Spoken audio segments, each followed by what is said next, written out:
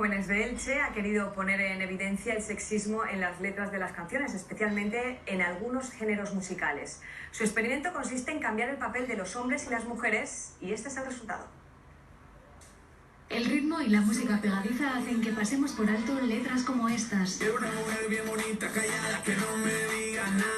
Mensajes machistas implícitos en las letras de reggaetón.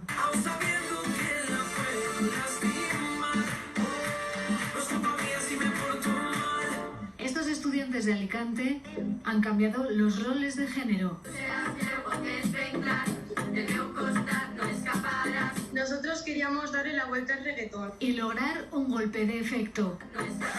Un momento, alguna cosa no cuadra, ¿verdad? Así es como nos sentimos nosotras con las letras machistas.